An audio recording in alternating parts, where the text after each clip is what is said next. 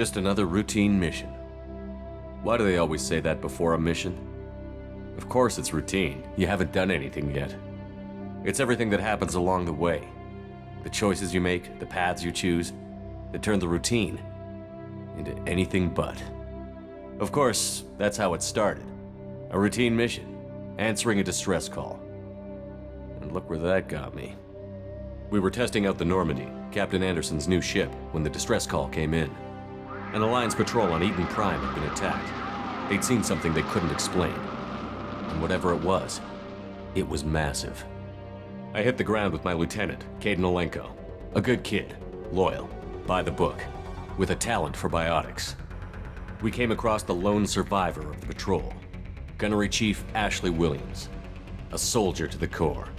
Tough, disciplined, ready to take on whatever came her way. Ashley joined up with us and took us to the spot where she lost her squad. That's when we saw it. The ship.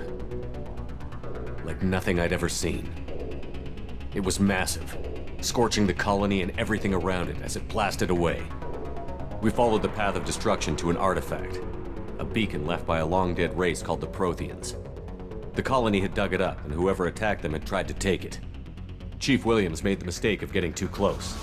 It hit her with some type of energy. I grabbed her and threw her out of the way. That's when it hit me. Hard.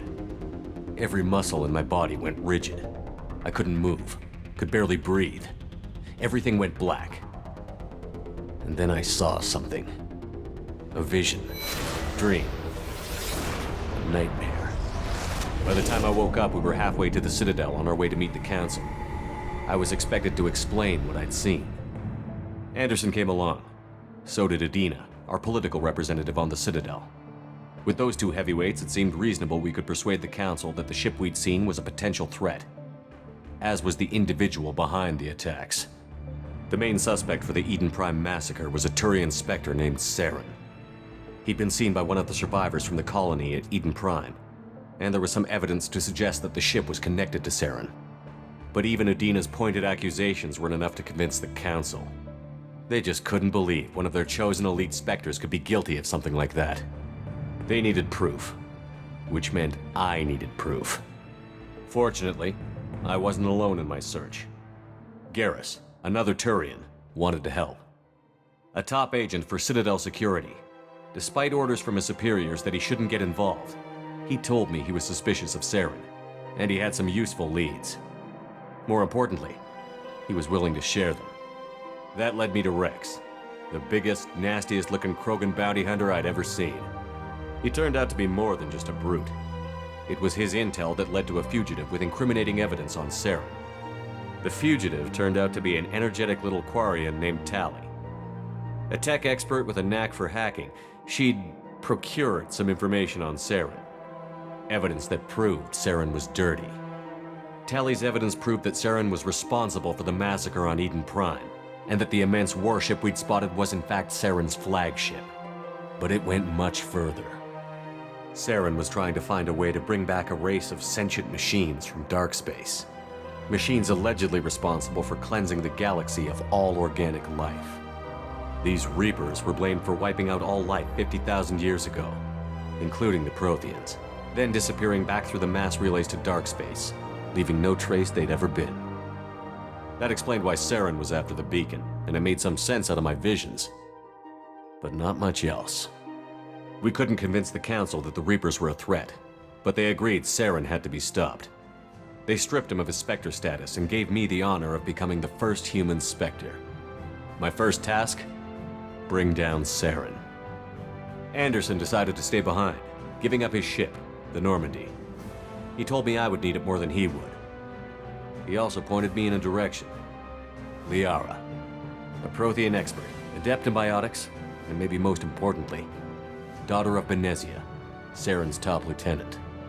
And like most Asari, as beautiful as she is intelligent, and born with a unique ability to meld with other species.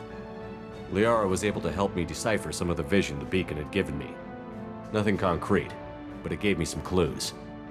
And a new appreciation for the Asari. Her technique for accessing my vision was unexpected, but not at all unpleasant. Ashley was a little concerned about the connection I shared with Liara. As commander, I knew either relationship had the potential to interfere with the mission. I told Ash I wasn't interested in Liara. I had my eyes on someone else. But we agreed we wouldn't let it get in the way of our mission. Finding Saren. Thanks to Liara's help, we had our next lead. Benezia. Saren had taken her to Novarian, where he'd enslaved a dangerous race of insect-like creatures, the Rachni. He ordered Benezia to use the same technique Liara had used on me to extract information from the Rachni Queen. The Queen's drones were everywhere, and they weren't happy. We had to fight through hundreds of them to get to Benezia. By the time we arrived, Saren was gone. With the information. I tried to reason with Benezia, but Saren had indoctrinated her. He had somehow acquired the ability to control people's actions and wills. Benezia wouldn't surrender, and Liara was forced to watch her mother die in her arms. And I was left with an angry, dangerous Rachni Queen to deal with. She claimed her drones would do no harm if I released her. But the Rachni had terrorized the galaxy before. I couldn't do it. I wouldn't doom an entire species for past sins. And the Queen was true to her word. She left and took her army of drones with her. With Saren's top lieutenant dead, he was quickly running out of time and places to hide. I tracked him down at his base on Vermeer, but we soon learned it was more than a base of operations. It was a breeding ground. Saren was breeding an army of Krogan. He'd found a cure for the genophage, a disease inflicted on the Krogan to prevent them from breeding and taking over the galaxy. But the Krogan Saren was breeding were slaves, mindless beasts that obeyed Saren's will.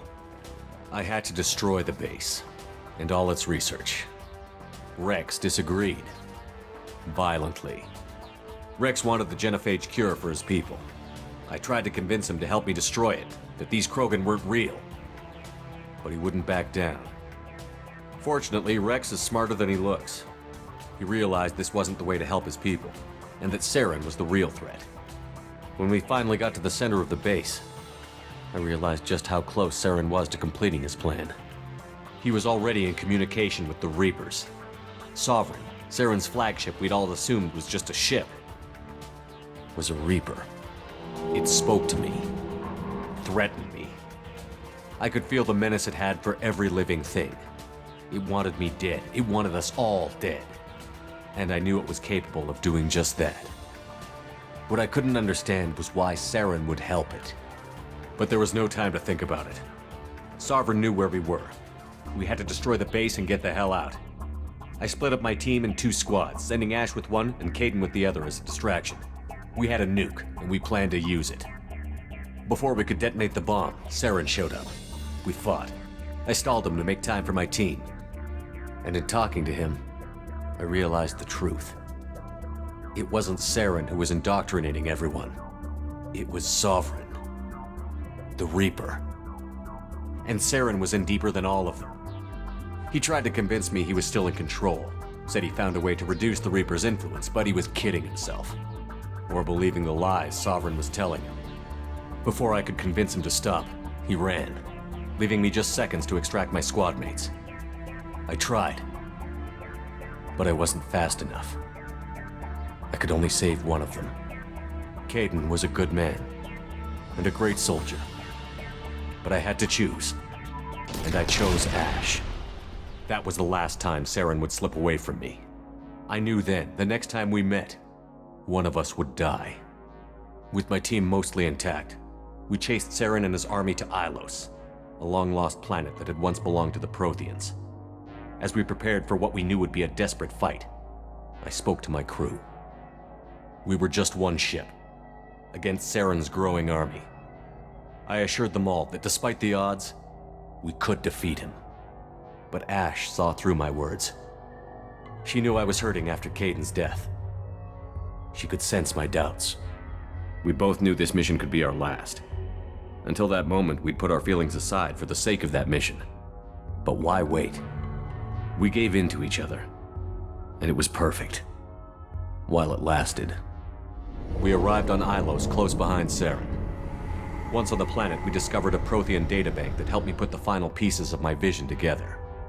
The Reapers had come 50,000 years ago, and every 50,000 years before that, each time purging the galaxy of life. The Protheans had fought and died, like every species before them. But a few survived long enough to leave a parting gift. The Protheans had discovered that the Citadel was the key to controlling the mass relays. By sabotaging the Citadel, they found a way to close the relays to dark space, slowing the Reapers' return, giving us the time we needed to find a solution to stop the Reapers once and for all. Saren knew this. He was leading his army to take control of the Citadel and re-establish the relays to dark space, bringing the waiting Reapers here to destroy us all. We followed him to the Citadel. It was intact, but heavily damaged. He had caught the Council fleets by surprise, and they were only now regrouping.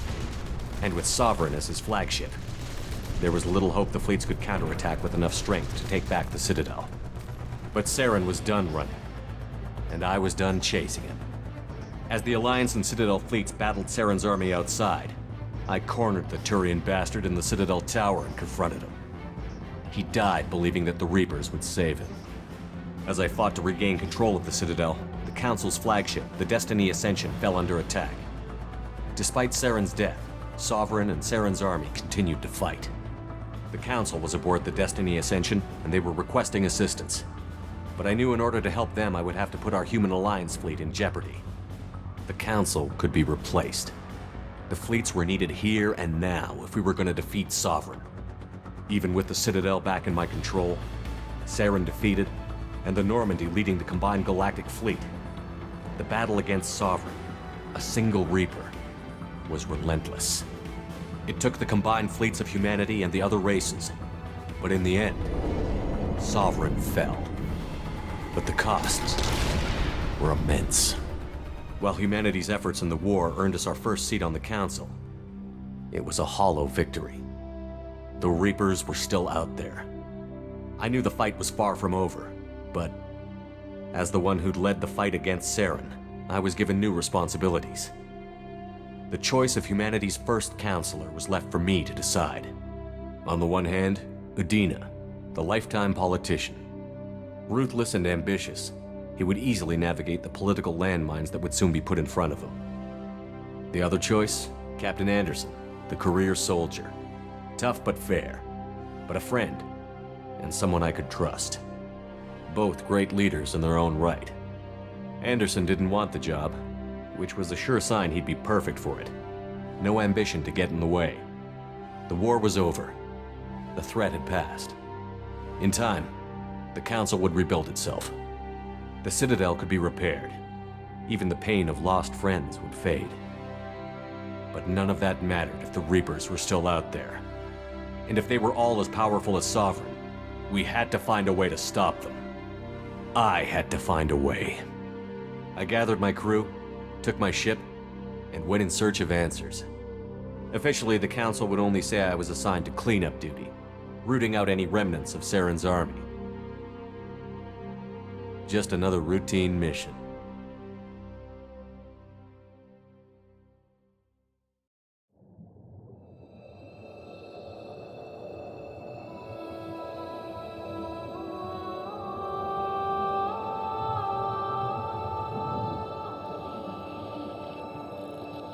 Commander Shepard has been recovered. The Lazarus Project will proceed as planned.